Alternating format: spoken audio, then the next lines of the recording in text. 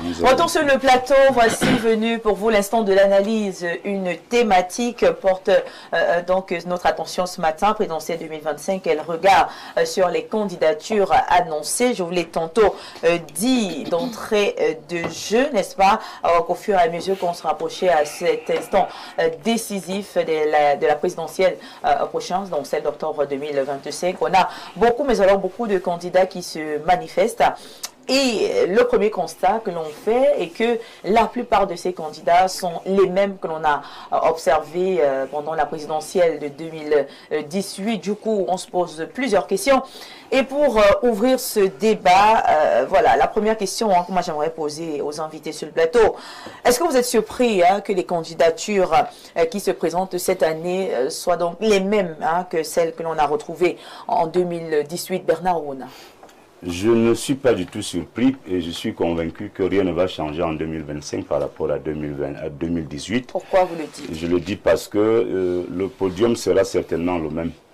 Le podium sera certainement, c'est-à-dire les trois premiers seront certainement les trois premiers de 2018, avec Paul Biya en tête, suivi de Maurice Kamto si jamais il est validé comme candidat, suivi de Kabla Libi si jamais aussi le vieux Conan lui colle la paix. Alors vous aurez des candidats qui pourront créer la surprise. Ce sera certainement Akeremouna qui va se disputer la 4e place avec Joshua aussi. Et certainement Madame Ndamjoya qui à prendre également au sérieux. Mais je dis le podium sera pratiquement le même qu'en 2018. Donc rien ne va nous surprendre là parce que le président Biya, s'il est candidat, il sera premier. Et si Maurice Kamto est candidat, il sera deuxième. Si Kabla Libi est candidat, il sera troisième.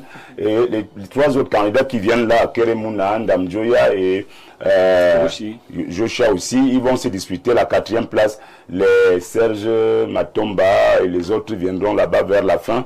Et ce sera le classement de 2025. Donc, pour répondre à votre question, simplement, je vous assure, rien ne sera surprenant de retrouver les mêmes de 2018 qui seront dans le podium de 2025. D'accord. Merci pour votre réaction. Avec vous, Astrid Bissa, quelle lecture ou quelle interprétation peut-on faire de ce statu quo? Moi, je dis que chacun vient là juste pour la mangeoire. Donc, ah bon? Oui, oui. Parce que sincèrement, je vais pas dire ce que je pense de tous ces... Non, je préfère m'abstenir. Je veux voir ses enfants grandir. Je vais encore voir mes enfants, je veux voir mes enfants grandir. Voilà. Non, je suis d'accord, je suis d'avis avec M. Bernard. Il n'y a rien de nouveau. En fait, il n'y a rien d'impressionnant. Il n'y a rien qui... Je ne vois aucun changement. C'est les mêmes choses, c'est les mêmes procédures, c'est la même chose. Il y a quand même des nouveaux candidats. Il y a El Hadj Abakar Ousmane, leader de la coalition citoyenne pour le changement, le CCC. On a... Il sera 10e. On a Christian Beaumont, voilà, Tibanier, un avocat. Il y a de nouveaux candidats également à côté des... Christian Tibanier.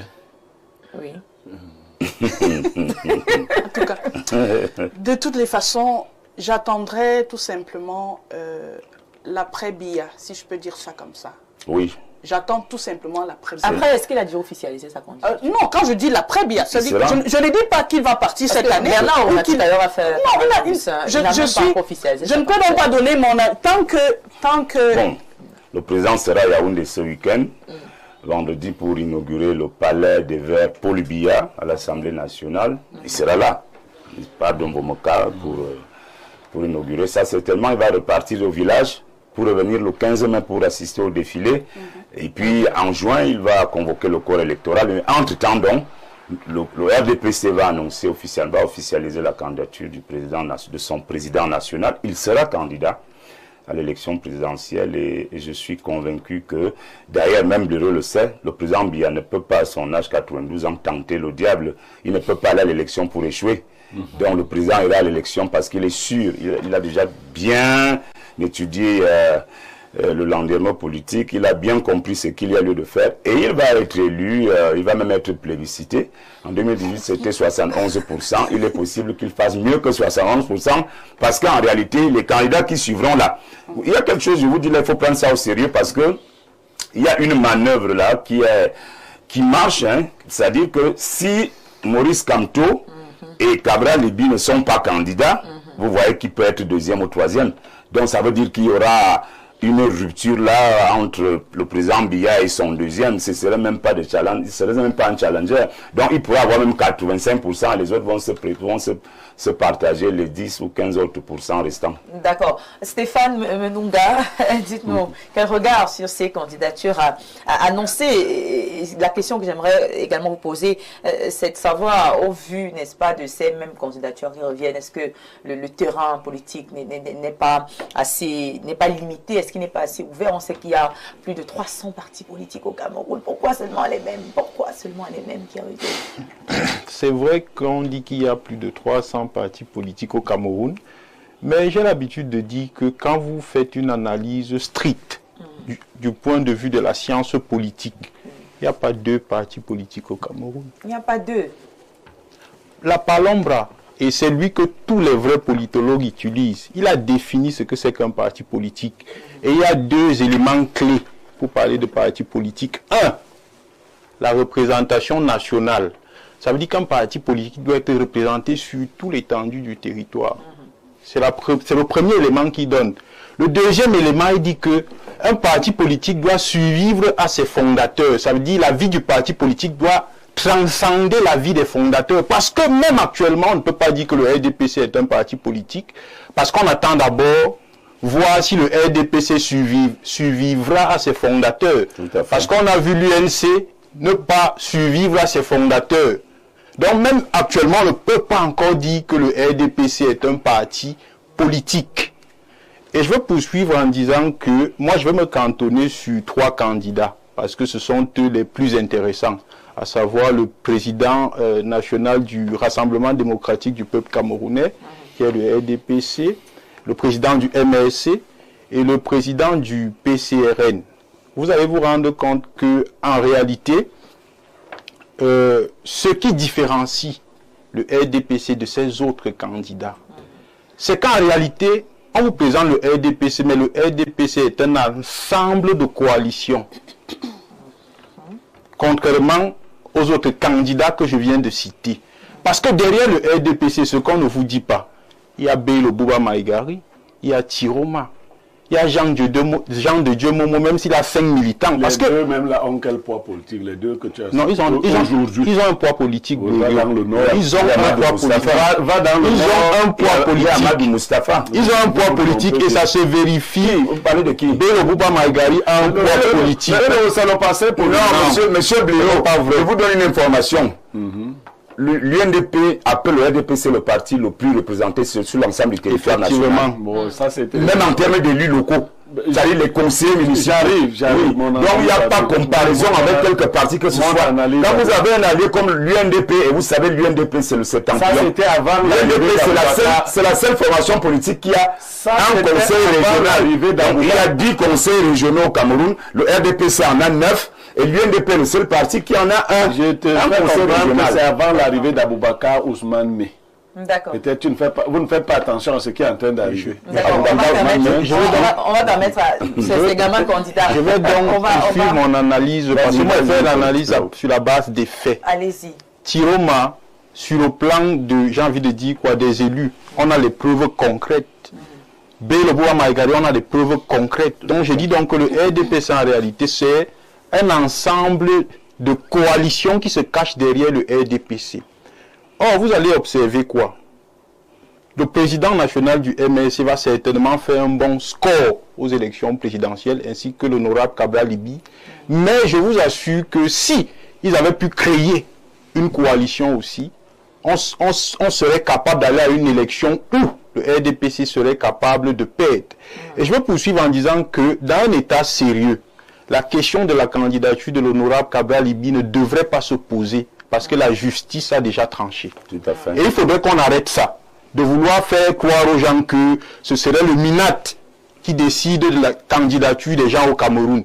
Quand la justice a parlé dans un pays, on se tait. Est-ce qu'on respecte la justice au Cameroun? C'est pour ça que j'ai dit dans un état sérieux. Okay. La question de la candidature de l'honorable Cabral Libye ne devrait pas se poser parce que la justice a déjà tranché. La question de la candidature aussi du professeur Maurice Kamto, parce que la loi n'est pas en train de vous dire que Kamto ne peut pas être candidat. Mais la loi vous dit, le code électoral article 121, que pour que Maurice Kamto soit candidat avec le MLC, voici ce qu'il doit faire. Et même s'il ne peut pas le faire avec le MLC, il peut être candidat avec un autre parti politique. Donc, se jeter rapidement, j'ai envie de dire quoi, en conjecture, et dire que émettre des points d'interrogation sur la candidature du professeur Maurice Kamto, j'ai envie de dire que c'est quand même mettre la charrue avant les bœufs.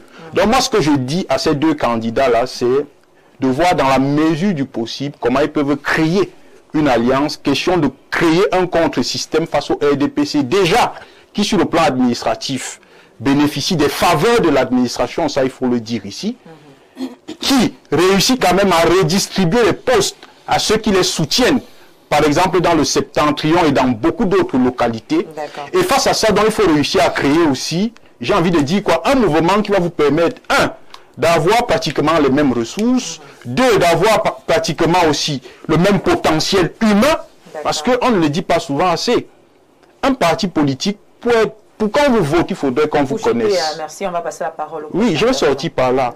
Pour être voté dans une localité, il faudrait qu'on vous connaisse. Et vous allez vous rendre compte qu'il y a des localités ici au Cameroun où on ne connaît pas certains opposants et ça pose un problème fondamental. Vous voyez donc que l'union fera la force et ça pourrait leur permettre justement d'arriver dans les localités où ils ne sont pas connus.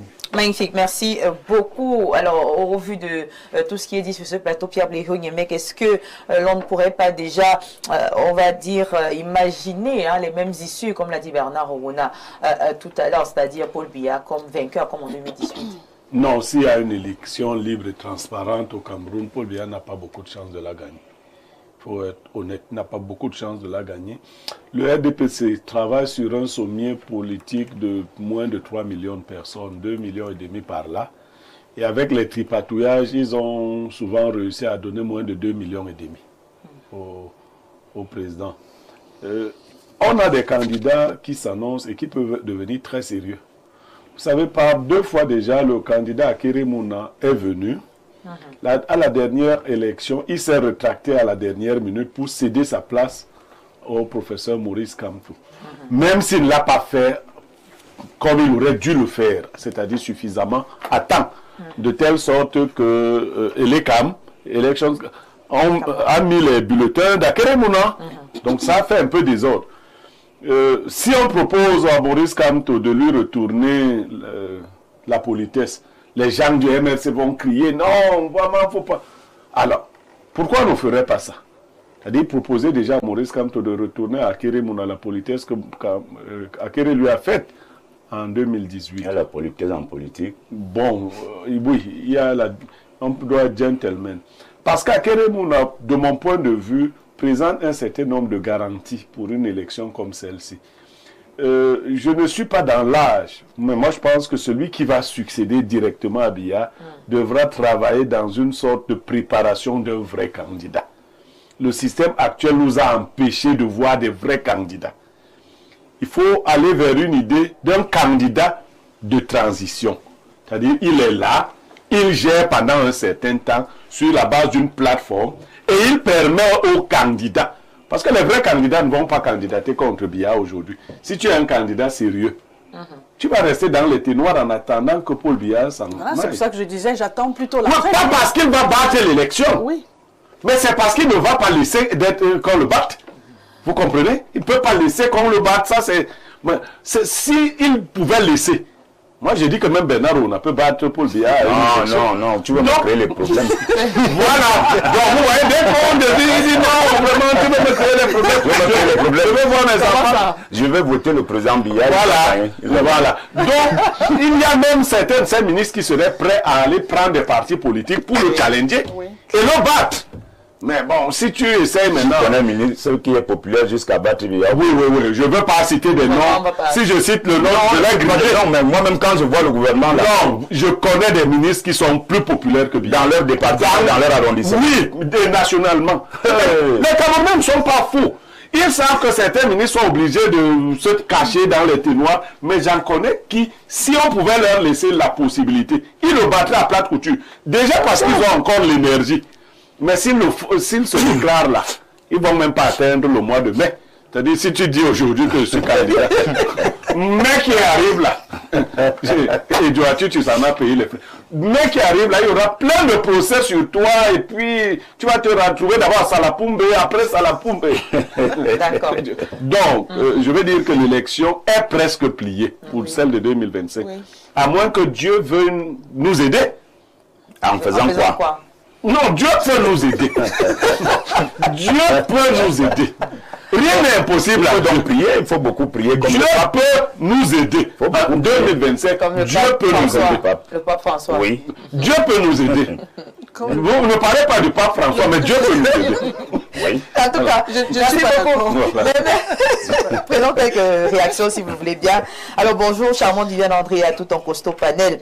La justice n'a jamais rendu une décision de justice qui déchoit Robert Okona, ce dernier a d'ailleurs tenu son congrès. Or, Cabral, sans congrès, n'a même pas encore été désigné candidat. La décision de justice au civil visait à empêcher le congrès de Kona. Est-ce que Cabral ne dispose d'aucun document faisant de lui président du MRC du PCRN. Il voulait dire PCRN. En ce qui concerne Maurice Kamto, c'est une analyse empirique et réaliste qui incline à penser que Kamto ne sera pas candidat. Timothée Essomba Abel, directeur de publication. D'accord. Alors, on va prendre notre réaction par ici. Bon début de semaine à vous. Bonne fête de Pâques. Voilà, qu'est-ce qu'il dit? Madame Viviane Andrea Bessala, la plus suspendue des journalistes, Rezouk Miel. Concernant le thème, je dirais qu'il n'y a pas de grands changements sur la liste des candidats, mais il faut que nous, en tant que citoyens, misions plus sur le programme, sur leur programme politique que sur leur personnalité. Nous devrions donc faire confiance aux acteurs qui ont des projets de développement durable, à des acteurs qui peuvent apporter le changement et non le contraire. Christian Henry, depuis quoi? Quand quelqu'un va arriver là, il instaure le tribalisme, vous allez dire que le projet disait quoi? Ça n'existe que pas chez nous. On doit regarder la personne qui incarne le projet. Oui. Les autres choses, ça c'est les racontables des Blancs là-bas. D'accord, prenons encore ce message. Bonjour, Espace Minéa à son ébullition panel. Pour ma part, je crois que pour être candidat à l'élection présidentielle, ce n'est pas le qui veut, mais c'est le qui peut. Donc les choses seront les mêmes, parce que ce sont les mêmes qui restent actifs politiquement parlant de ces 7 dernières années. Mon combat est pour 2032. Ma soeur Viviane, s'il te plaît, donne-moi le numéro du grand frère Blériot. Merci. Alors, bonjour Viviane Andrea, je viens rappeler à M. Orona que le RDPC n'est pas un parti politique. Je suis déçu de voir des aînés comme lui qui manquent de courage. Mais comme Blériot l'a dit, Dieu va nous aider. Gonobilois, Pierre... Il manque de courage pour candidater contre Paul Biya. Vraiment, est-ce que moi j'ai cette étoffe-là? Je vais trouver 30 millions ou pour aller... On va te donner. Vous allez me donner? Oui, on va te donner. Mais dis-nous, d'abord, par m'offrir une voiture, parce que une voiture c'est ainsi. Vraiment, nous on a d'autres problèmes de survie. Les affaires d'être candidat là, c'est vraiment pas. Surtout que tu n'es pas sûr d'être remboursé. C'est ça même le problème. Je ne serai jamais remboursé. Alors pour avoir 1%, ce sera difficile. Alors bonjour à toi, très belle tenue, joyeuse fête de Pâques, merci. Je crois que Kamto roule pour certains membres du RDPC. Sinon, comment comprendre qu'une personne qui revendique une victoire présidentielle décide de ne pas aller au municipal? Il avait cru que le lion allait... voilà, d'après leur plan machiavélique, pour eux, le lion est plus que debout. Maintenant, il cherche partout à forcer la loi qu'il a lui-même validée. Maintenant, ses complices tapis dans l'ombre ont compris qu'il faut absolument B aux élections. Cabral sera aussi recalé. Bon. Ok. Je pense dernier message avant de poursuivre avec des questions sur le plateau. Bonjour au panel et au ministre Atanganji. Il est là. Je ne comprends pas. Peut-être la suite nous permettra de comprendre. Au Cameroun, les partis politiques se créent librement. L'activité politique peut s'exercer dans différentes organisations, associations, groupements politiques lors de réflexion, sans apporter une définition légale à la notion de parti politique. La loi du 19 décembre 1990 reconnaît comme parti politique la personne morale de droit privé qui s'est assignée un but politique si elle est éligible à l'aide publique ou si elle a régulièrement désigné un mandataire financier. Dans son ouvrage, les partis politiques, Maurice Duverger établit une distinction entre deux types de partis. D'une part, savoir les partis de cadres apparus dès le 19e siècle et qui ont constitué de notables issus, dans un premier temps, la bourgeoisie ou de l'aristocratie, et d'autre part, les partis de masse nés au début du XXe siècle avec le développement du socialisme et du communisme qui aspirent à la transformation de la société et la réalisation d'un ordre social nouveau. Docteur Fabio Tama, on va s'arrêter à ce niveau-là. Alors, on va encore poser quelques questions. On va un tout petit peu parler justement des enjeux. J'ai écouté tout à l'heure Monsieur Stéphane Menunga qui proposait cette coalition. Hein. Est-ce que cela ne serait pas le seul moyen, selon vous, sur ce plateau, de pouvoir parvenir, voilà, à peut-être battre le RDPC? Danaona. Oui, le politologue a dit quelque chose de pertinent parlant du maillage territorial des partis politiques. Je voudrais que ceux qui nous regardent, qui nous suivent attentivement, comprennent quel est l'enjeu ou quels sont les enjeux par rapport à cette élection, qui représente quoi. Donc, M. Niemek, sachez que le RDPC, qui est déjà trop grand, apparemment, et territorialement implanté, non, a pour allier l'UNDP, oui, a pour allier le MDR, a pour allier l'ANDP, a pour allier le FCSN de Tiroma. Alors, lorsque je dis ça, nous sommes dans le septentrion. Oui. Le septentrion, c'est le tiers de l'électorat. Lorsque vous allez à l'élection présidentielle, si vous avez déjà le tiers de l'électorat, comment vous l'avez? Mais laissez-moi continuer. Parce que vous avez ces gens-là. Laissez-moi continuer. Oui, à continuer. Je vous dis, monsieur Blériot, que pour ces gens sont impopulaires chez eux. C'est toi qui le dis. Voilà. Toi, tu le dis ici. Moi, je te dis donc que ces gens sont tellement populaires chez eux. Ça donne une élection libre. Pourquoi vous ne faites pas une élection locale? Oui. Vous avez le RDPC qui a 9 régions, je l'ai dit ici. Vous avez l'UNDP qui a une région. Vous avez le MDR qui a des élus locaux. Vous avez l'ANDP qui a des élus locaux. Vous avez le FCSN qui a des élus locaux. Donc vous avez donc le RDPC qui chapeaute tout ça dans le septentrion. Oui. Il a tout le septentrion avec ses alliés. Oui. Vous pensez que qui peut arriver dans le septentrion et battre un candidat du RDPC? Il sort du septentrion. D'accord, on verra son cas. C'était pour terminer. Vous avez donc en dehors du septentrion, vous avez d'autres alliés du RDPC. Qui sont où? Il y a une partie de l'UPC. Oui. Non, il n'y a pas les potes. Les deux là, attendez, laissez-moi continuer. L'UPC ne peut pas remplir la salle. C'est pas l'Est. Il y a Jean de Dieu Moment. Moi-même, son salon, il ne peut pas remplir. Toi, tu parles de qui comme ça? Bon, il te citait les partis politiques. Moi, on va aller à l'élection contre moi. Non, tu peux gagner. Je tape mon mot à l'élection. Je parle de quoi? Tu sais que c'est facile de taper quand on est assis à la télé. Non, je tape mon mot même à aujourd'hui ou demain. Partout. Stéphane Menunga, alors tout à l'heure, on a parlé de coalition. Alors, s'il fallait envisager une coalition, qui serait donc le leader, selon vous? Je n'ai pas à proposer un leader. Les leaders même peuvent s'asseoir et décider de qui peut porter justement le projet de la coalition. Mais je veux simplement rappeler ici que le SDF qu'on présente en 92, c'était une partie de l'opposition qui avait décidé de coaliser derrière le SDF. Ce n'était pas le score du SDF. Et si Bello Boba Maïgari n'avait pas quitté la coalition, le RDPC n'aurait pas gagné les élections parce qu'en 92, le RDPC a 39%. La coalition a 35% et Bello Boba Maïgari a 19% en 92. Donc c'est pour vous dire que, et c'est démontré même en sciences politiques, pour conquérir le pouvoir, le conserver ou le pérenniser, vous devez faire des alliances ou des coalitions.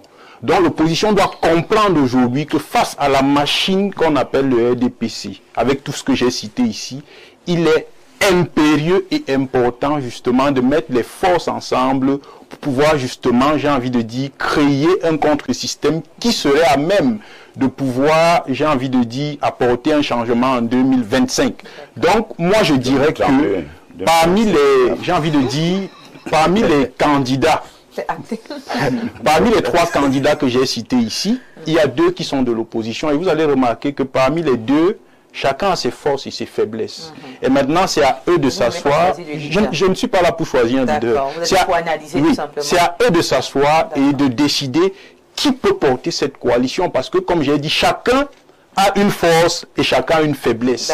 Donc, c'est à eux de s'asseoir aujourd'hui et trouver une coalition, justement, qui pourrait permettre aux Camerounais d'avoir une alternative en 2025. D'accord, merci beaucoup. Alors, Madame Bissa qui est avec nous sur le plateau, quand on regarde quand même ces partis qui s'émiettent, tels que l'UPC, peut-être même le PCRN, à qui profite donc tout ce désordre?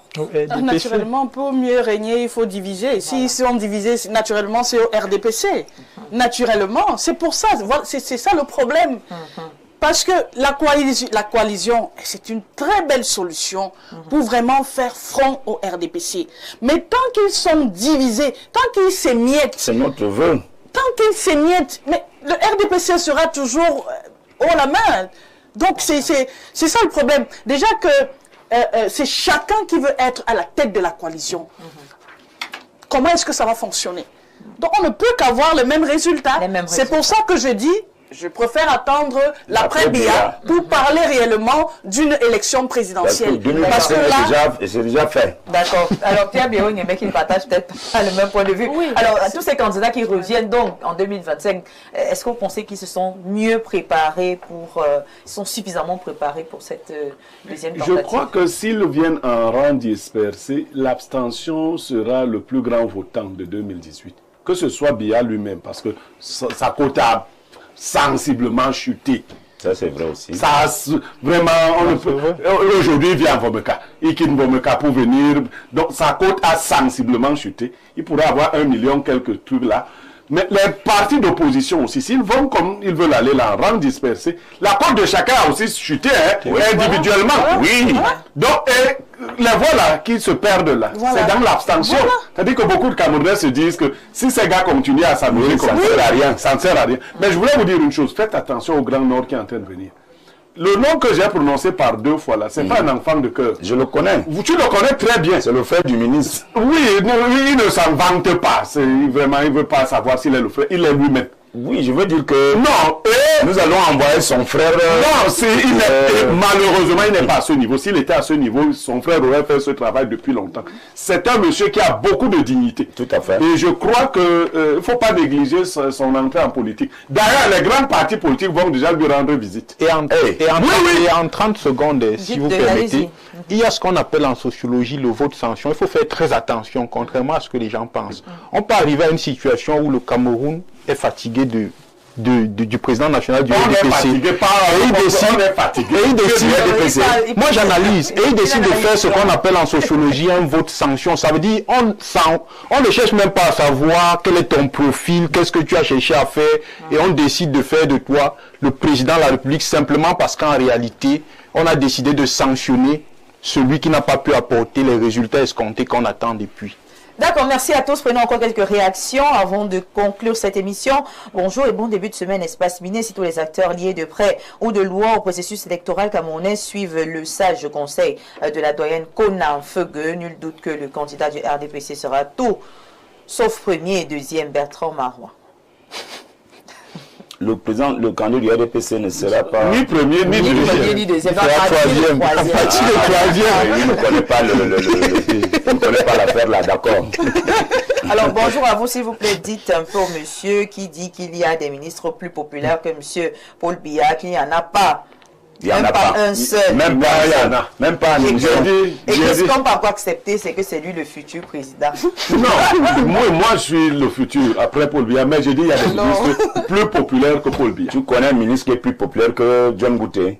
Non, John Gouté n'est même pas populaire. C'est parce que tu n'es pas du RDPC. Le type là n'est pas populaire. Ah bon? Il n'est pas populaire. N'est pas populaire. Mais attention. Bonjour à vous sur le plateau. Tout d'abord, du courage pour le thème. Le débat, c'est pas chose facile. Connaissant qu'il y a des robots mixeurs prêts à agir, il sera difficile pour un Camerounais normal de faire confiance à Maurice Kamto et à Cabra Libi. Le peuple a besoin d'un vrai candidat, mais après, Biya souffrant du présent afin de préparer l'avenir. Si Biya est candidat, laissons-le même. On dit que si Biya est candidat, laissons-le même. Il soit même seul. Oui. On dit que même le pape n'a pas pu faire. Donc planifions juste la vie. Ça, c'est un analyste. Oui, il est sérieux. Moi, je le comprends. Il a raison. Laissons le président même, ne donnez même pas avec vos candidatures. Il est lui en 2025. On verra la suite après. Tabal pour qui j'avais voté en 2018 et Kamto cette année, qu'ils oublient, ils n'auront rien. Voilà. Là qui est clair. Bonjour Madame Dame Joya, en ce moment se présente comme candidate qui peut jouer au consensus au sein de l'opposition. Et une telle candidature féminine peut vraiment bousculer celle du président Paul Biya, Freddy Atangana. Vous êtes silencieux sur le plateau. Hein? Non, sauf que j'espère qu'elle va changer entre-temps. Qu'elle ne va plus lancer les chaussures aux gens. Par exemple. Parce que là, bonjour. Le président aussi, ça... Bonjour. Il faut même des présidents qui lancent les chaussures. Bonjour, Samuel Eto'o peut pas être Biya. C'est quelqu'un qui a écrit. Je n'ai rien à dire là. Alors... C'est le père et le fils. Si Bernard Ouna peut battre Biya, à fortiori Samuel. Bonjour, Samuel Eto'o fils peut être président, Yvan depuis IDEA. D'accord. Bonjour au panel, très belle émission. Je suis d'accord que la meilleure manière d'obtenir changement d'homme à la tête d'un État, c'est de passer au vote. Donc d'abord s'inscrire sur une liste électorale et aller voter le jour du vote. Mais je vous le dis honnêtement, au Cameroun, le régime en place est imbattable par les urnes via leur machine à fraude. Depuis, oh là, c'est violent ça. Bon, de toutes les façons, le message il est passé. Alors, on dit même la coalition Obama-Trump ne peut pas gagner Paul Biya aux élections. Voilà, j'ai bien dit aussi.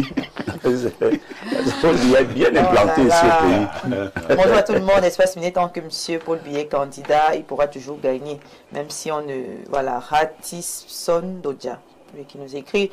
Un seul candidat crédible de l'opposition, c'est Cabral. Il n'a jamais été membre du gouvernement. Les autres, c'est des enfants frustrés. Je souhaite que Paul Biya gagne pour apporter... Matomba était membre du gouvernement en quelle année? Aussi était membre du gouvernement en quelle année? Akeremouna était membre du gouvernement en quelle année? Vous voyez quand les gens sont dans leur lubie. D'accord. Voilà, merci beaucoup. Dernier message. Bonjour, M. Paul Biya ne sera pas premier, il sera plus que premier. C'est Bruno depuis Bisséké. Voilà. Bonjour. L'après Paul Biya, c'est... Bref. Bonjour, la seule réalité 2025, c'est pour Paul Biya. Bonjour, Espace Miné Blériot. Est-ce que tu veux souhaiter à M. Biya là? Bref, avançons. Bonjour à vous, le panel. Le candidat sérieux, c'est l'honorable Cabral. Son parti n'est pas tribal et ne connaissait pas de repli identitaire. Même le RDPC va le voter. Qu'il ne se dérange pas. Issa Mazaza depuis Tinga. Blériot, vous voulez dire quelque chose? Non. Bernard Ouna, vous voulez dire quelque chose? Non, mais sur le tribalisme, cet avantage. Cabral dit c'est un très bon candidat. Il a un merveilleux programme. Mais j'espère qu'il sera d'abord capable de se faire élire comme député dans l'Union et que parce que ce sera ça son vrai combat. L'élection présidentielle est presque pliée déjà. Il le sait lui-même, il le sait objectivement. Mais moi, je lui souhaite beaucoup de courage pour qu'il soit élu député dans l'Union et et c'est là où il doit vraiment accentuer son travail et son énergie. D'accord. Voilà, merci beaucoup à tous. C'est ici que s'achève cette belle émission, un débat qui met donc en lumière les dynamiques complexes entourant donc cette élection présidentielle 2025, même si on note également que la diversité, n'est-ce pas, des candidatures que l'on observe peut également, n'est-ce pas, relever de la volonté du changement. Une question d'unité, donc justement face à cette élection, est-ce qu'ils sauront s'unir pour pouvoir mieux peser au long de cette tout au cours de cette prochaine élection présidentielle 2025. En tout cas, ce sera en octobre prochain. Mesdames, messieurs, c'est la fin de l'émission. On va dire merci. Merci à Bissa, à Aristide Astrid qui était avec nous. Merci à Bernard Ouna. Merci à vous, Stéphane Menonga. Merci à notre consultant Pierre Blériot Niemek, la réalisation qui nous a accompagnés, Ben Valls, à Célestin Thomas la diffusion. Merci à Vincent Tangana derrière les caméras. Restez donc en compagnie de nos programmes sur la télévision de proximité du Vivre Ensemble. Son rendez-vous demain, c'est peut-être adieu pour la deuxième édition de la semaine. Sur ce, portez-vous très bien. Agréable début de semaine, une fois de plus à tous et à toutes.